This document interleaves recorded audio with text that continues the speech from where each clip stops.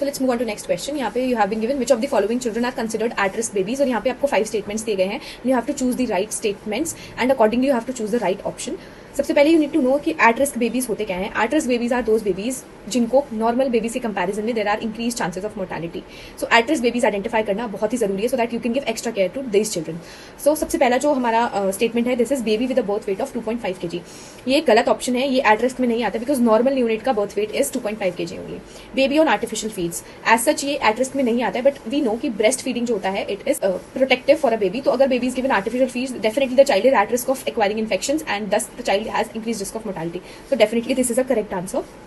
Baby of a working mother or a single parent, this is definitely a high risk characteristic of at risk baby. Baby with a weight of less than 18.5% of expected weight.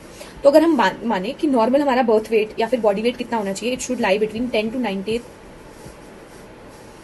है ना, 10 to 90% के बीच में लाई करना चाहिए. इससे कम होता है तो वी से कि ये बच्चा SG है, इससे ज्यादा होता है तो हम बोलते हैं LG है.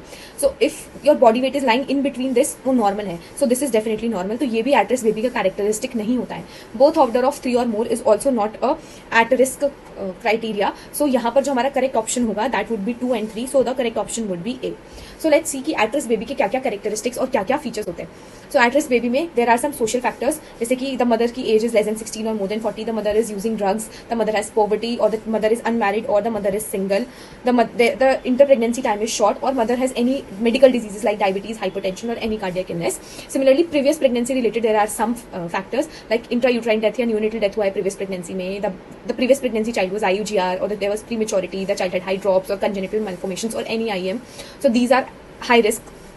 Then for present pregnancy related, if the mother has vaginal bleeding this pregnancy, multiple gestations, preeclampsia, premature rupture of membranes, poly or oligohydramnios, premature or post-dated delivery, fetal distress, the child is breached, the child has meconium state fluid, or the child was delivered via forceps or C-section, all these qualify as at-risk characteristics.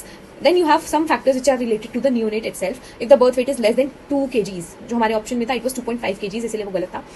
Or the weight is more than 4 kgs. If the child is born less than 37 weeks or more than 42 weeks, either the child is preterm or post-dated. Small or large for gestation, जो हमने अभी समझा, respiratory distress, any congenital malformation, or the child has pallor, plethora or petechiae.